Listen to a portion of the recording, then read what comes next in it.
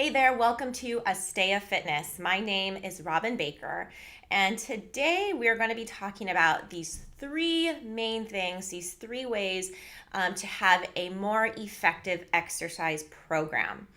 So, there are only three things I'm going to cover today, but before we jump into that, I really want to have you kind of explore for yourself, what do you think an effective exercise program means? Like, how do you constitute that? Do you define when an exercise plan is really working? What parameters do you go by? So, before we jump into these three things, there's something I have to get laid down first and foremost, is that if you're using external resources or external indicators to let you know if an exercise plan is working, you're most likely going to be disappointed and you're going to probably stop your exercise program. So, one of those things that's an external indicator is typically the scale, typically our weight. And maybe it's your body fat percentage, maybe it's using a tape measure. Whatever it is, it's an external indicator of some kind of thing that's letting you know it's working rather than going from an intrinsic point of view. So if you're using these external ways to validate if your exercise plan or the way you're moving is being effective or working, then what I want to encourage you to do is rethink your definition of an effective exercise program. So there's these two reasons why using these external indicators really can be harmful when you're approaching exercise. Number one, studies show that exercise is not an effective form of weight loss or weight management. I know this is probably contrary to what you've heard from other fitness professionals, but I'm here to tell you that studies show otherwise. And also, when you focus on weight as a way of indicating if your exercise plan is being effective, you typically will have a yo-yo relationship with exercise and movement, meaning maybe New Year's Day comes and you're like gung-ho on your resolution and you're hitting the gym every single day for all of January, and then February rolls around and you're exhausted, you're tired, you hate what you're doing, other things come up and you just completely stop exercising altogether. And then maybe, spring break rolls around and you're so concerned about the way your body looks, so then you jump back onto your program again. And then when spring break is over, you're like, well, I don't have to worry about that. I'm just going to chill out for a little bit. And then summer hits. So when you're doing this may not seem harmful and you're like, well, at least it's better than nothing. But at the same time, it's really stressful for your body to have a ton of activity, no activity, a ton of activity, no activity. It's really stressful for the heart. So with that said, let's get into these three very simple things that constitute an effective exercise plan. Number one is that it needs to be consistent. And this really goes along with what I said earlier about getting rid of these external indicators to help you know that your exercise plan is effective. If you're focusing on those external things, it's really difficult to have a consistent plan. Being consistent doesn't mean you're doing something every single day. It just means you're getting activity on a regular basis. This can look so different for so many people. So I'm not going to give you a time frame or a certain amount of days that you're supposed to do. Just being consistent, just showing up on a regular basis. Maybe it's twice a week, maybe it's once a week, but you're showing up consistently and you're doing it from a standpoint of that you value your body and that it feels good. And I'm going to get into that a little later. So what do you need in order to be consistent? Because that can be a whole nother topic in itself. Number one is that you need to be flexible with what you're doing. So if you're following some really strict plan where you're only allowed to do X amount of exercises and you're not supposed to do these exercises, you're probably going to get bored after a while. We're not meant to be doing the same thing our entire lives as when it comes to movement and exercise. Our bodies change and we need to be adaptive. We need to be flexible when it comes to our approach to with what we're doing as far as exercise goes. So being flexible doesn't mean maybe over 10 years I'm going to do the same thing and then switch it. It also means maybe I had this great plan that I'm going to hit this yoga class today, and then, oh no, my kid got sick and I'm stuck at home. And I really want to get movement in today because I feel tight and I was hoping to go to yoga to get some great stretches in. Great. search a YouTube video and find some yoga stretches, and there you go. You can do it at home. So don't think it's this black and white thing. Don't, if your plans get dashed for whatever reason, be creative. There's so many ways to figure out how to get movement in your day if you really feel like it's something that's going to be beneficial to you. The second thing you need to do in order to be consistent is to actually love what you do.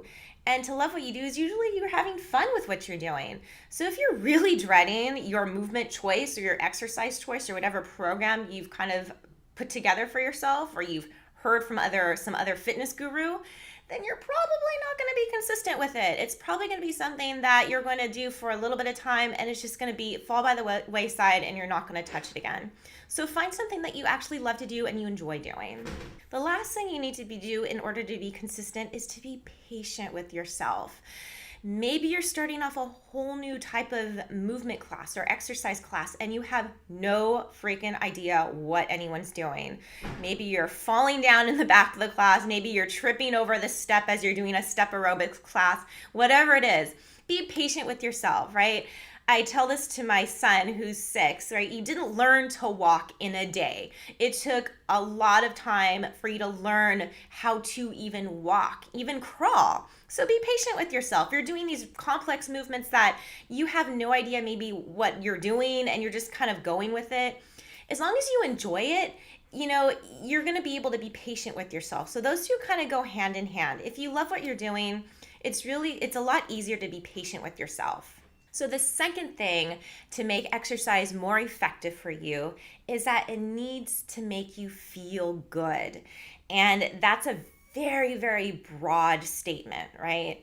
If you're doing movement that makes you just overall have a great feeling, maybe mentally, emotionally, physically, whatever it is, if you feel good when you're doing it, chances are you're going to keep doing it.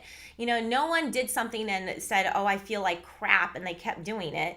And maybe they did for a little bit, but eventually, right, maybe physically the body broke down, maybe mentally became exhausted, whatever it is, there's going to be an ending point to that kind of movement or movement itself if you really don't enjoy what you're doing and if you don't find something that truly fills you up on more than just one level.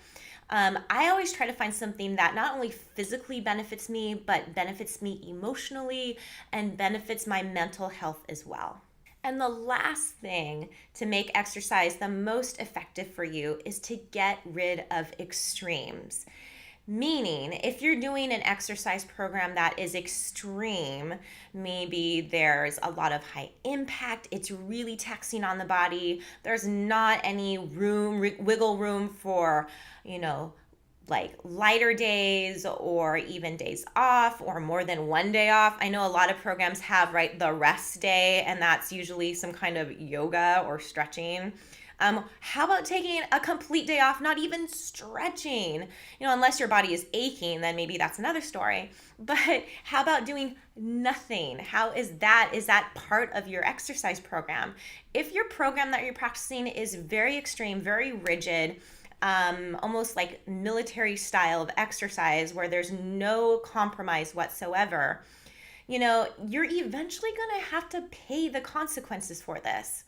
I work with a lot of older clients, and I can tell you something, that there is indeed a lifetime to a joint. There's a lifetime to the shoulder, there's a lifetime to the knee, there's a lifetime to the hips. Your joints are not immune to aging. Your joints will absorb all the impact that you place on it over your lifetime.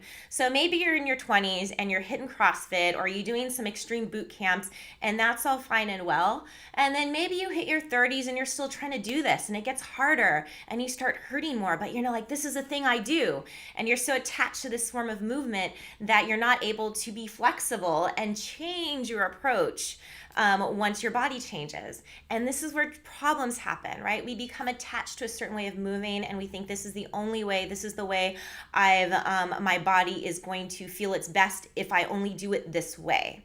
So going back to kind of being flexible with what you're doing is really important. Understanding that our body is not stagnant. Our body is always changing. Every day our body is different. Every moment our body is different. It's not a stagnant thing. We're constantly changing physically, emotionally, and mentally. So really allowing the way you move and you exercise to reflect that and honor that part of you that is always changing.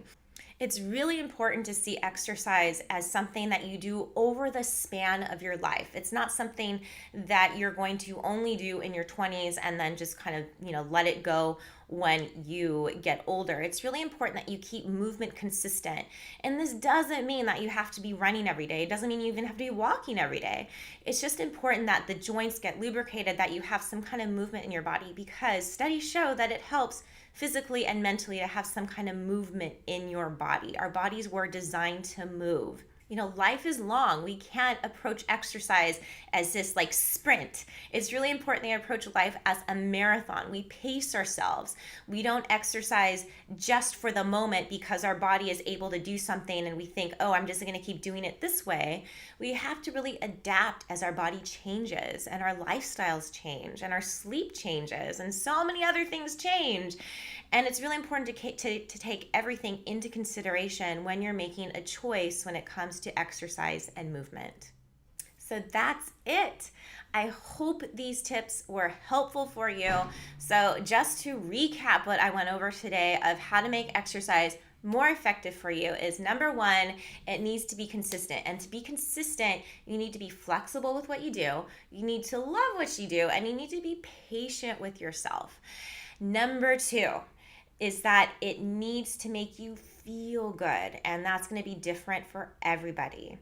And the last thing is that you need to get rid of extremes, because our bodies are always changing, and you cannot just think that one way of doing something, which can be maybe an extreme way, is going to serve you over the period of your lifetime.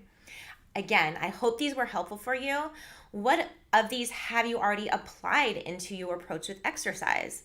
Have you tried doing something that's fun? Have you maybe taken it down a notch when it comes to more extreme variations of exercise and movement? Have you tried any of these? I'd love to hear in the comments which one of these tips you've maybe tried, or which ones you're thinking of maybe applying to your exercise and movement program. So thank you for joining me today for this video. I'd really appreciate it if you liked this video, if you subscribe to my channel, and if you shared this with somebody else. Let's spread the word that exercise is available for everybody, movement is possible for everybody, and it doesn't have to look the same for everybody. So thanks again for joining me. I will catch you next time. Bye.